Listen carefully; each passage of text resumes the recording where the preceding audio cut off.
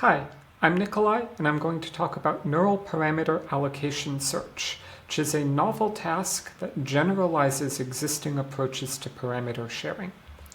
This is work done in collaboration with Boston University, and that was published at iClear earlier this year.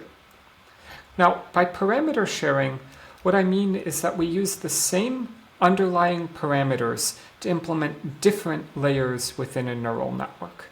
Typically, in a neural network, each layer would have its own parameters or weights. But in parameter sharing, we break this distinction. And using Neural Parameter Allocation Search, we generalize these existing approaches to parameter sharing to support any parameter budget for any neural network architecture. We also introduce Shapeshifter Networks, which automatically learn where and how to share parameters within a neural network. Now let's first look at why we need parameter sharing in the first place.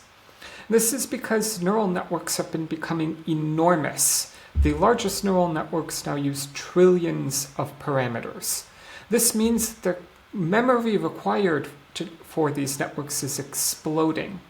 We have to store the parameters, regardless of whether we're doing training or inference. But we have additional storage requirements when we're doing training, where we have to store the activations, the gradients, and also the optimizer states.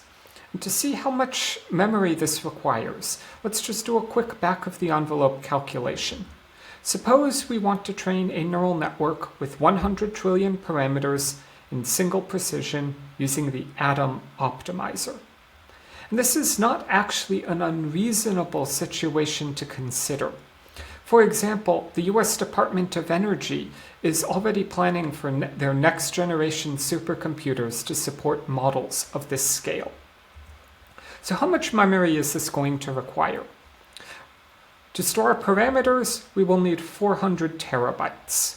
We'll ignore our activations for now because this is very architecture dependent. We'll also need 400 terabytes to store our gradients because we have one gradient per parameter. And we'll need 800 terabytes to store our optimizer state because with Atom we have 2 pieces of state per parameter. This means we need to store 1.6 petabytes of data in order to train this neural network, which is beyond what you can get on anything short of the largest supercomputers. But it's also not just memory that we have to store. We also have to move this memory.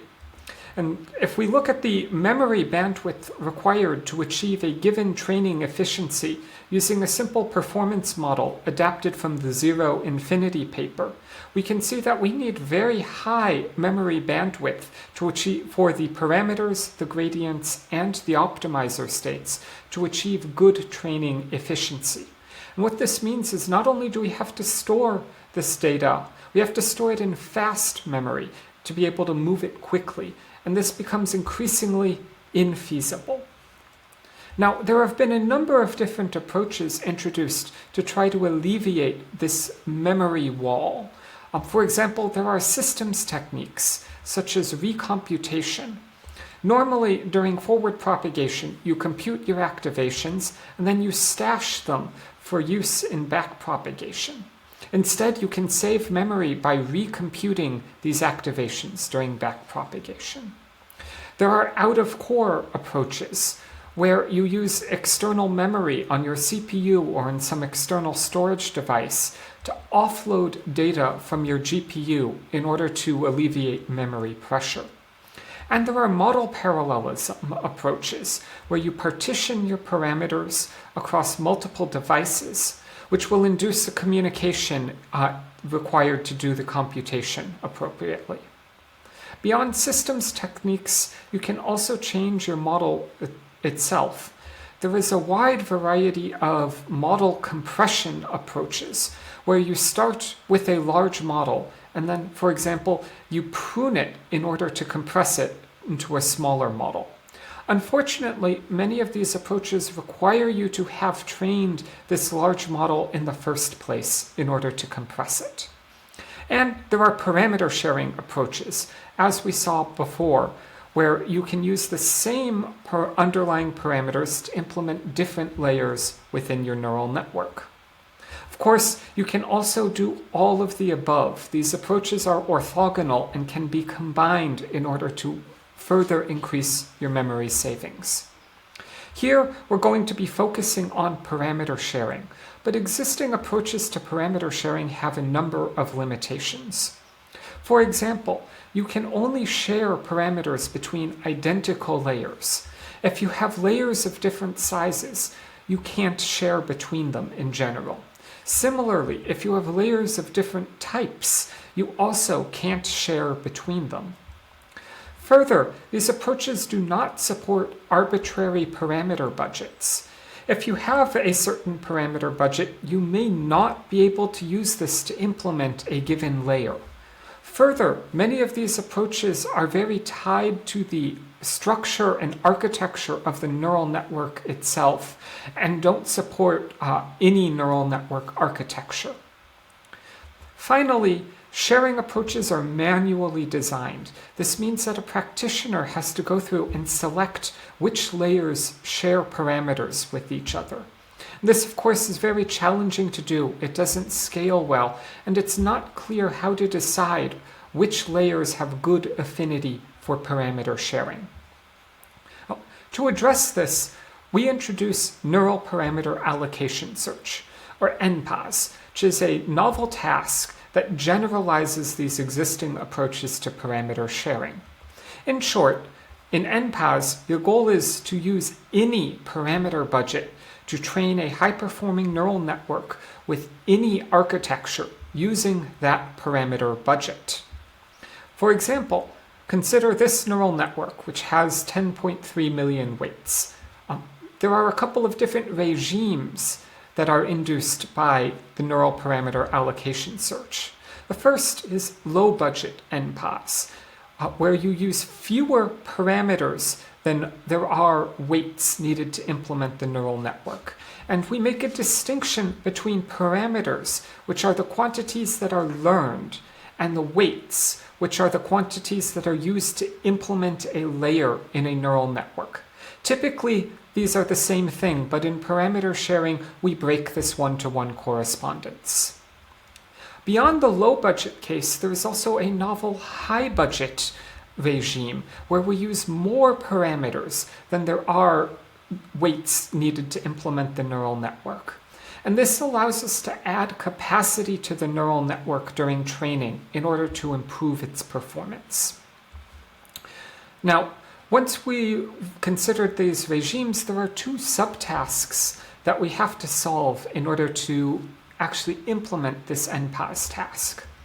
The first is parameter mapping, where we have a parameter budget that we first partition into different parameter groups, and then we assign layers within a neural network to different parameter groups. And the layers that are assigned to the same parameter group will share the parameters within that group. Once we've done parameter mapping, we then need to do weight generation. And this is the process of actually creating the weights to implement the layer from the parameters that have been allocated to that layer. And there are again two cases here. The first is parameter upsampling, where we use fewer parameters to implement the layer. Alternately, there is parameter downsampling, where we have more parameters available than are needed to implement the layer, and we have to select which parameters to use or combine the parameters in order to produce the final weights.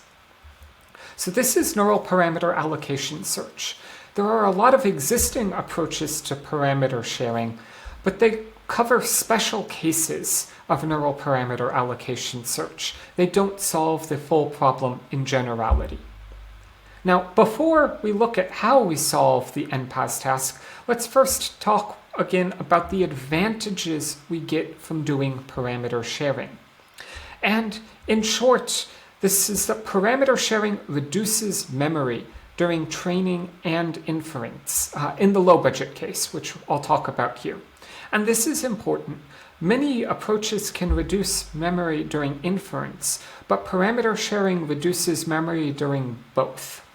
This has several implications.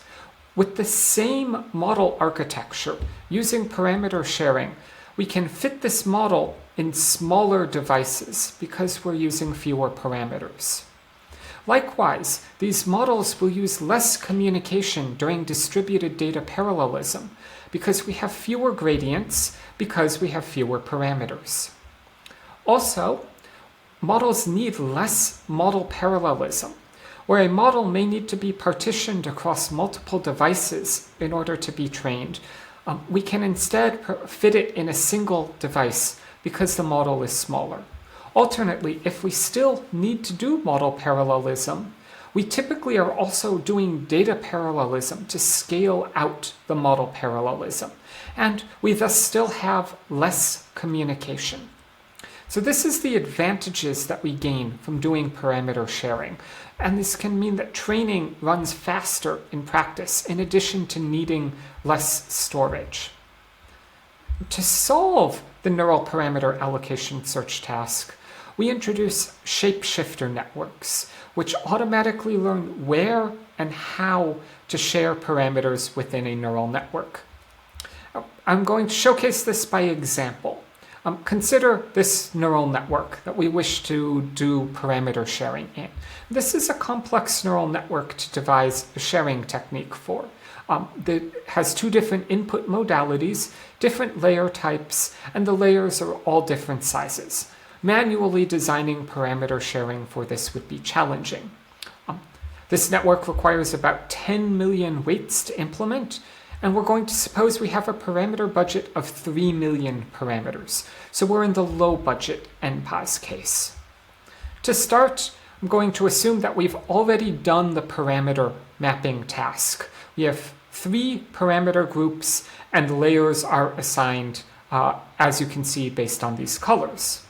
So we're going to first look at the weight generation, where we have to do either upsampling or downsampling. For upsampling, we're going to consider 2 different methods. The first is simple interpolation, where we use bilinear interpolation to upsample the parameters to the required number of weights. Now, this works surprisingly well, especially for fully connected layers. But unfortunately for convolutional layers, this can distort the features that are learned, limiting their performance. So instead, we also support a learned masking approach for parameter upsampling. And for this, we first tile our parameters to get the requisite number of weights. And then we multiply these tiles by a small learned mask that's shared within the parameter group.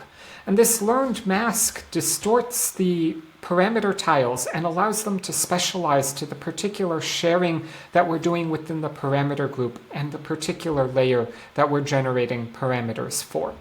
And then we concatenate these tiles to produce the final weights. Now, instead of upsampling, we can be doing downsampling.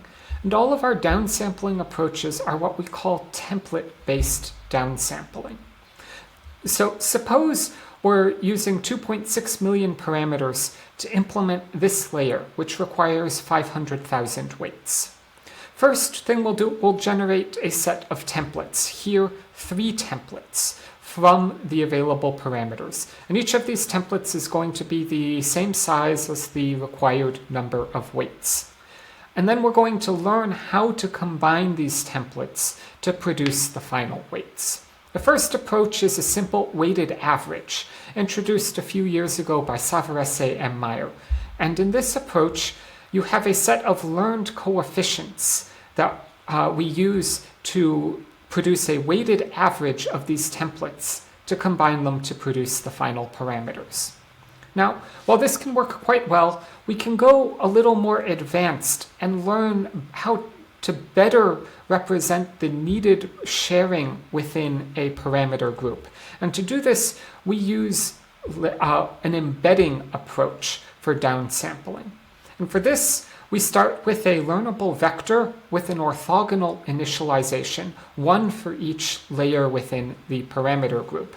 And then this vector is embedded through a layer embedding that is shared within this parameter group. And this embedding learns which parameters can be shared well by the different layers within this group and how to share them and what the affinity is. And this produces our combining coefficients that are then used to implement and generate the weights. Now, a few points on weight generation as a whole. First of all, within a given shapeshifter network, regardless of whether we're doing a low or high budget NPAS, we may have to do both upsampling and downsampling, depending on how the parameter mapping is done.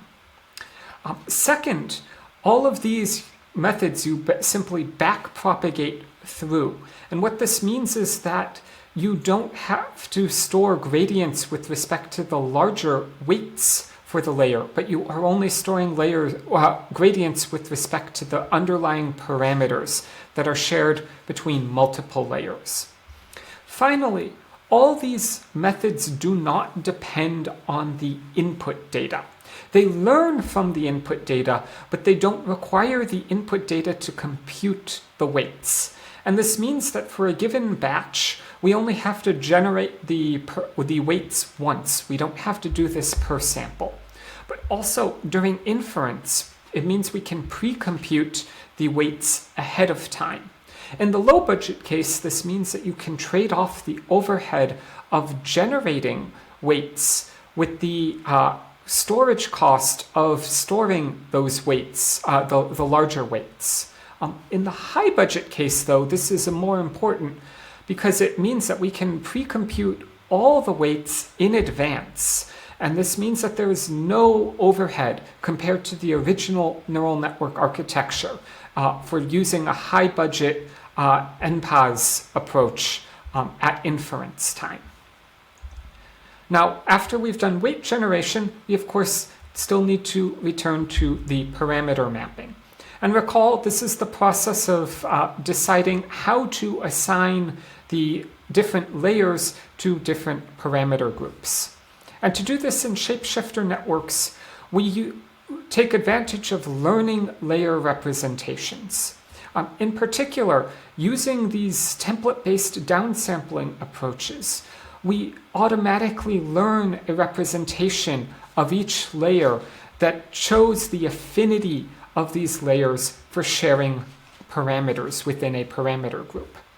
So we do a short pre-training stage where every layer is assigned to the same parameter group.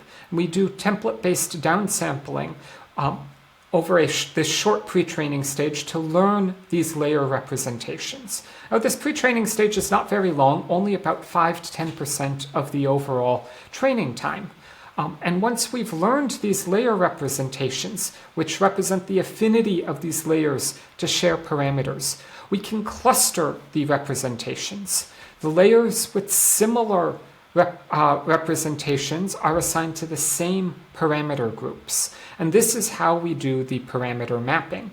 And finally, we use a simple proportionality mechanism to actually partition our parameter budget into the given number of parameter groups. So these are shapeshifter networks, which automatically learn where and how to share parameters within a neural network to solve the NPAS task. Let's now take a look at how these actually perform on real tasks. First, we'll look at question answering with the BERT transformer model on the Squad v1.1 and 2.0 benchmarks. And in addition to BERT, we'll also look at Albert, which is a manually designed parameter sharing approach that can significantly reduce the number of parameters needed for BERT while still maintaining good performance. However, if we instead train a shapeshifter network on the BERT architecture using the same parameter budget as Albert, we can outperform Albert on Squad without having to increase our parameter budget. This is the advantage of automatically learning where and how to share parameters, rather than manually designing the parameter sharing approach. This also showcases the improvement in performance during training that we get by doing parameter sharing. In particular, our Shapeshifter network trains 1.4 times faster than BERT large on 128 V100 GPUs, while using 1/3 less memory. We can move on from question answering and instead consider image classification. First, on the CFAR 100 dataset, and we'll use as a baseline a wide ResNet 2810, and we'll look at error at 1, so lower is better. And as a first step, we can consider taking this network and simply shrinking it to meet different parameter budgets, for example, by reducing the width of the network. But instead of doing this, we can learn a shapeshifter network using the same parameter budget. And in every case, the shapeshifter network outperforms this shrunken neural network architecture. We can compare this to the manual parameter sharing approach introduced by Savarese and Meyer with their shared wide ResNets. But unfortunately, with their approach, for this network, you cannot produce a model that uses fewer than 33% of the original parameter budget. And our shapeshifter networks, using a smaller parameter budget, actually outperform this manual sharing approach. But we can actually go further than this with shapeshifter networks. We can use the same parameter budget, but train a deeper and wider ResNet than the original architecture. And this actually outperforms the original full wide ResNet 2810 on CFAR 100. Further, our shapeshifter networks are not just limited to ResNets. We can also learn sharing in dense nets, which are quite hard to design manual sharing approaches for because they have many different layers of different sizes. And this is the advantage of automatically learning the parameter sharing. And in fact, we can look at what the learned parameter sharing is like for the wide ResNets. This is the manually designed sharing approach from Savarese and Meyer for the wide ResNets, where the same shade of color indicates that we're sharing parameters between layers. In comparison, this is the automatically learned parameter sharing from our shapeshifter network. And we can see that this is quite a bit more complex.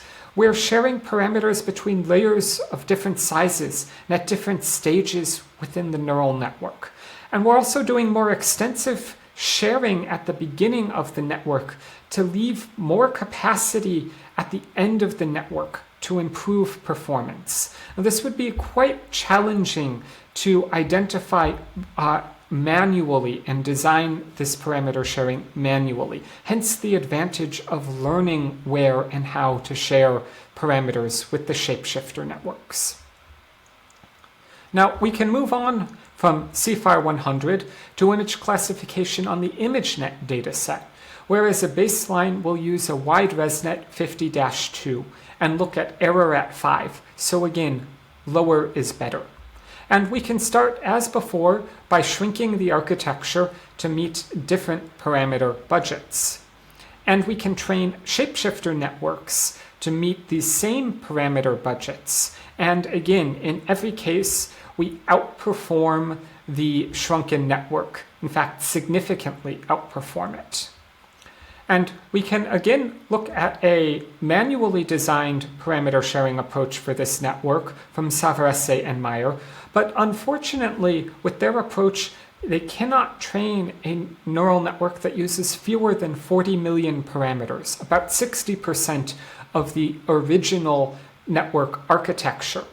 And yet this still performs worse than our shapeshifter network using only about 16 million parameters. Hence, again, the advantage of automatically learning the parameter sharing. And again, we can move beyond ResNets and automatically learn sharing with shapeshifter networks for efficient nets, where we again improve the performance at every given parameter budget.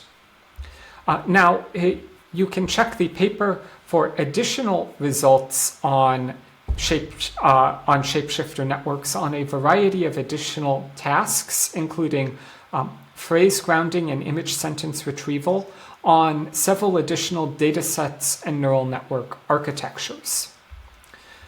Now, we can move on. Now, one downside for potential downside of Shapeshifter Networks is that while they reduce the storage requirements, they're still implementing the same neural network architecture. So there is no reduction in flops. But this is what pruning is good for. If you prune a neural network, you change the architecture, and you do reduce the number of flops. And as we saw before, pruning and parameter sharing are orthogonal. So these can actually be combined, pruning with our Shapeshifter networks, to get better performance than pruning alone. And we can look at this on CFAR10 using ResNet 56, and we'll look at error at 1. This is the performance of the base model. And as a first step, we can instead train a high-budget Shapeshifter network using 4 times the original parameter budget. And this improves the performance of the model, but has no overhead at inference because we can pre-compute the weights. Now, we can instead use HRank, a state-of-the-art pruning mechanism that identifies and eliminates low-rank filters in the network. And this can reduce both the flops and the parameter counts. But it does involve some performance degradation, especially for more significant pruning. But if we instead prune the high-budget Shapeshifter network, we see that this maintains better performance while still getting the advantage of the decreased flops and parameter count. On the other hand, if instead we want to reduce the parameter count further, we can train a very low-budget Shapeshifter network using even fewer parameters than the most aggressive pruning here. And while this doesn't decrease the flops, this does improve performance of the network. Now, you can check the paper for a bunch of additional results, including on knowledge distillation and also comprehensive ablation studies of the Shapeshifter neural networks and the different choices for parameter upsampling, downsampling, and parameter mapping. We include a number of additional mechanisms that I haven't discussed here. Let's wrap up. We first introduced Neural Parameter Allocation Search, a novel task that generalizes existing approaches to parameter sharing to use any budget for any neural network architecture. To solve this, we introduced Shapeshifter networks, which automatically learn where and how to share parameters within a neural network. And these Shapeshifter networks result in high-performing neural networks, as we can see by their performance on tasks like question answering and image classification. And the parameter sharing can actually improve training performance by reducing the memory requirements and the communication requirements needed. Finally, if you're interested in trying out Shapeshifter networks, our code is available at this GitHub.